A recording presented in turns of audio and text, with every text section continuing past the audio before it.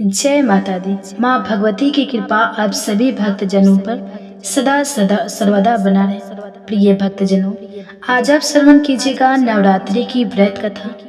माँ दुर्गा समस्त ऋषियों से कहती है, हे भक्तगणों, जो भी मेरी इस कथा का श्रवण ध्यान पूर्वक करेगा उसके समस्त दुखों का नाश मैं स्वयं करूं। जो भी इस कथा का प्रचार करेगा उसके कोटि कोटि पापों का नाश होगा और उसे सुख समृद्धि की प्राप्ति होगी। नमस्कार, आपका स्वागत है मेरे YouTube चैनल अनकाबे स्टोरी में। दोस्तों, हिंदू पंचांग के अनुसार शारदीय नवरात्रि की शुरुआत हो रही है। यह पर्व जगत जननी आदि शक्ति माँ दुर्गा के लिए समर्पित है। इस दौरान माँ दुर्गा के 9 रूपों की पूजा की जाती है। साथ ही माँ दुर्गा के निमित्त व्रत भी रखा जाता है। यदि कोई महापाप भी यह नवरात्रि का व्रत करता है तो वह निश्चित ही समस्त पापों से मुक्ति पा लेता है। इसमें संशय नहीं है। दोस्तों, देवी भागवत पुराण में नवरात्रि से जुड़ी महान व्रत कथा का वर्णन मिलता है। जो भी इस कथा को केवल एक बार ध्यान पूर्वक सुनता है उसके कोटि कोटि पाप नष्ट होते हैं। माता रानी की कृपा से उसे धन धान्य पुत्र सुख समृद्धि की प्राप्ति होती है। इसलिए प्रत्येक बुद्धिमान मनुष्य को नवरात्रि के व्रत की इस कथा को ध्यान पूर्वक सुनना चाहिए। जो इस कथा को सुनता है और सुनाता है तथा इस कथा का प्रचार करता है उसकी कभी अधोगति नहीं होती है।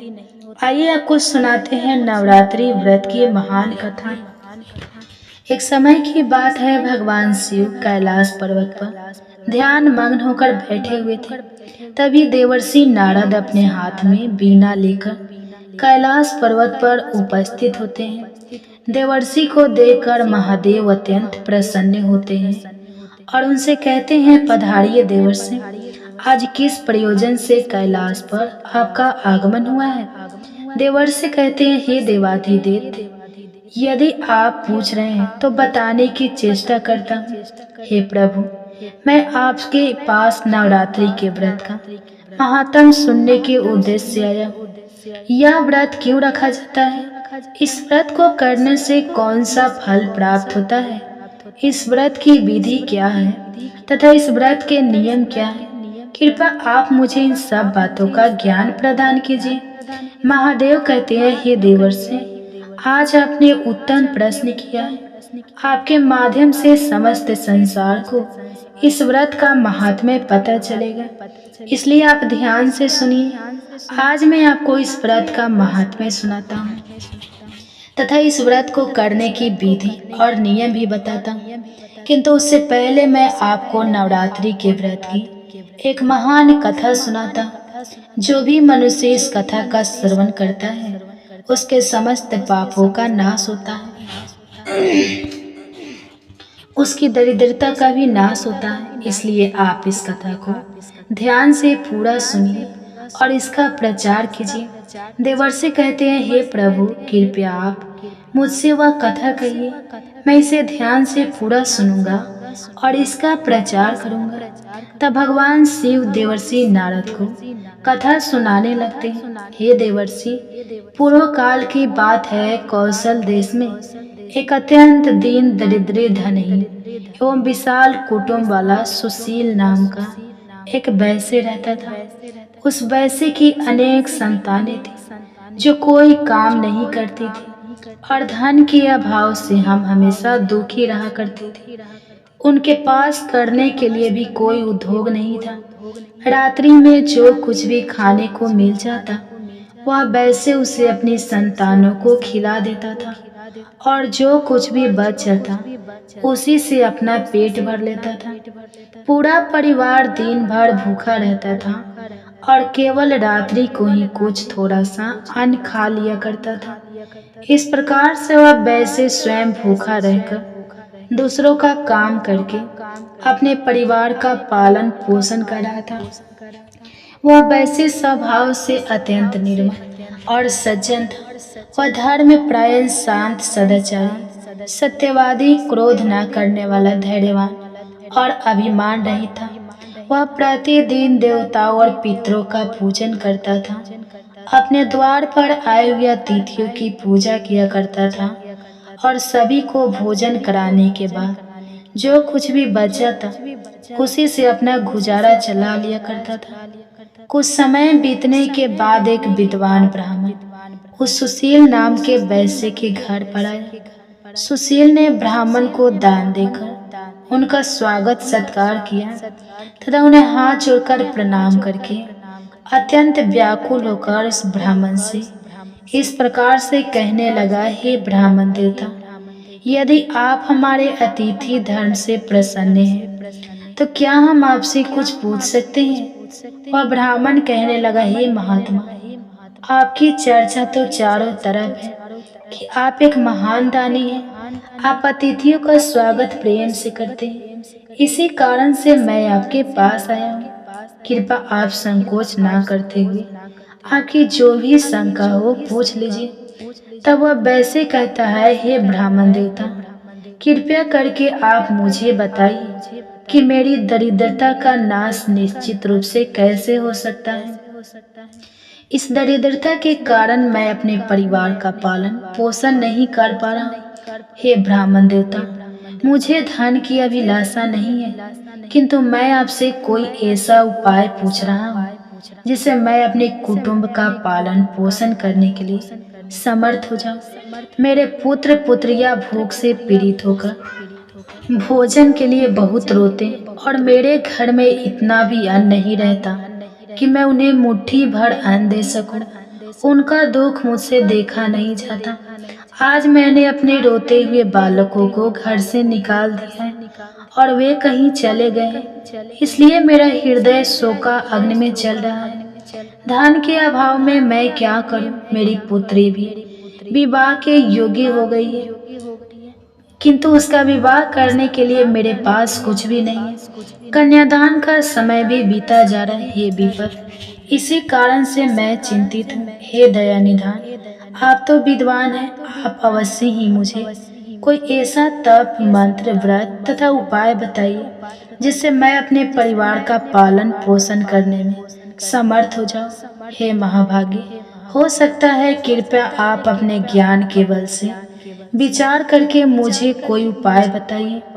इस प्रकार से उस वैश्य के द्वारा याचना करने पर उस ब्राह्मण ने बड़ी ही प्रसन्नता पूर्वक उस वैश्य से कहा, हे वैश्य, मैं तुम्हारे दुख का कारण समझ चुका हूँ, तुम चिंता मत करो, मैं तुम्हें अवश्य ही उपाय बताती हूँ। तुम अब नवरात्रि के व्रत का अनुष्ठान करो, इससे तुम भगवती की पूजा हवन करो, देवी के मंत्रों का उच्चारण करो, इससे तुम्हारे सभी कार्य सिद्ध हो जाएंगे, तुम्हारी दरिद्रता नष्ट हो जाएंगी।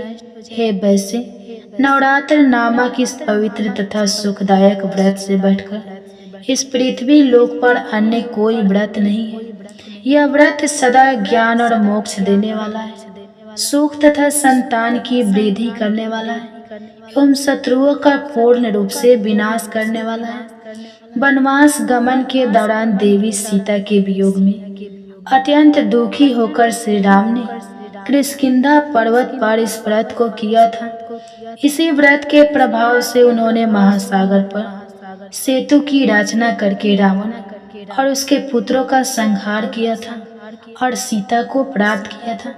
महादेव कहते हैं, देवर्षि, इस प्रकार से ब्राह्मण ने नवरात्र के व्रत का महत्व उस वैश्य को सुना दिया, जिसे सुनकर वह वैश्य बहुत प्रसन्न हुआ और उसने उस ब्राह्मण को अपना गुरु मान लिया और उनसे देवी के मंत्र की दीक्षा ली।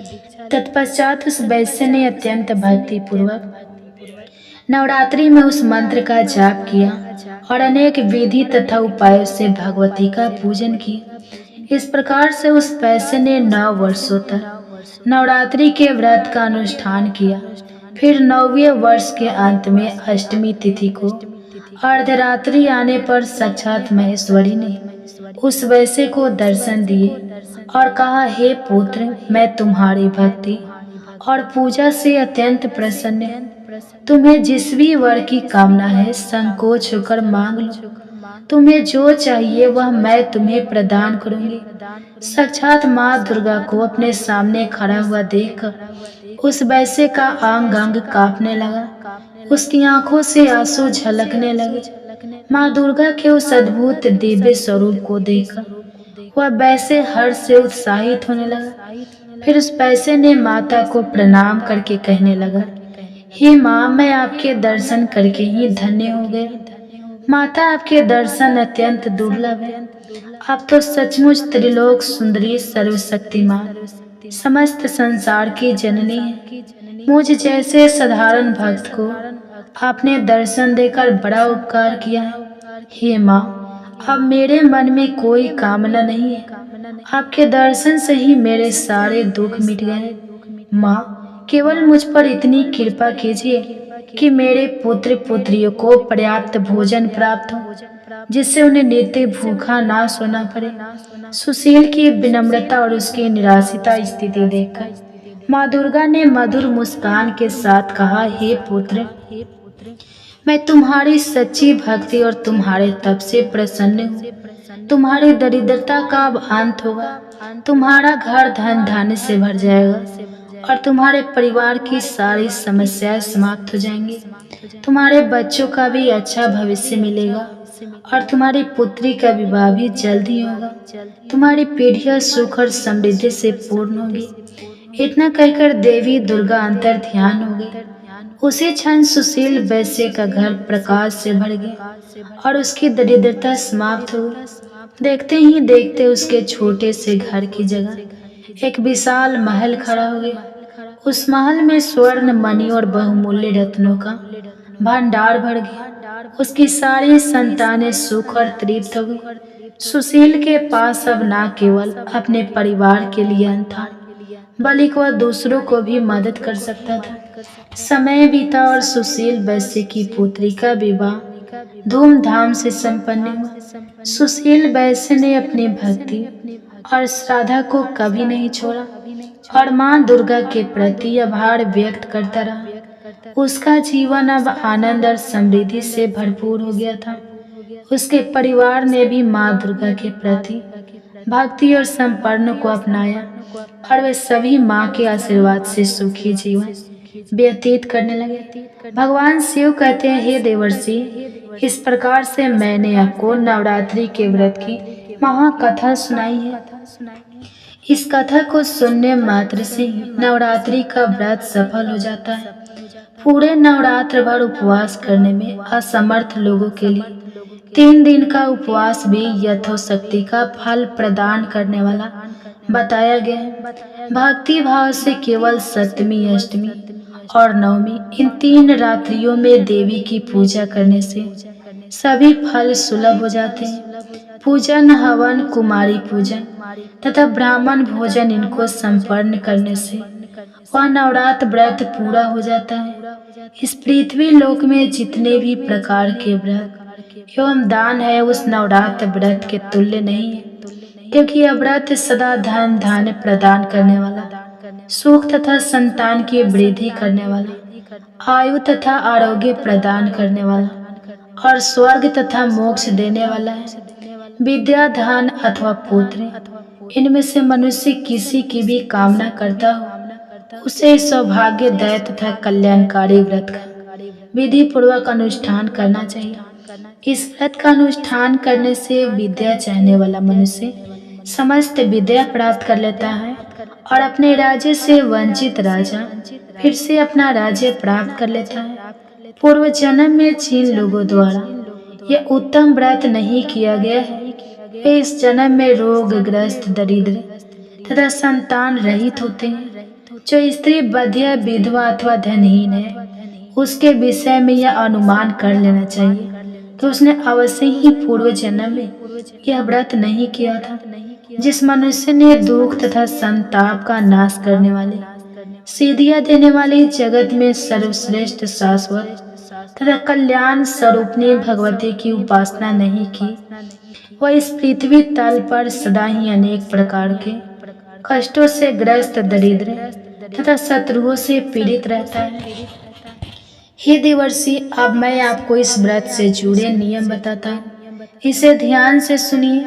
नवरात्रि के व्रत का आरंभ तब होता है जब मनुष्य दृढ़ निश्चय और शुद्ध हृदय से व्रत करने का संकल्प लेता है, यह संकल्प ही उस यात्रा का आरंभ है जो व्यक्ति को देवी दुर्गा की कृपा तक पहुंचाता है। जब कोई व्रती देवी दुर्गा का उपासना के लिए व्रत का संकल्प करता है तो उसे अपना मन और शरीर शुद्ध रखना चाहिए।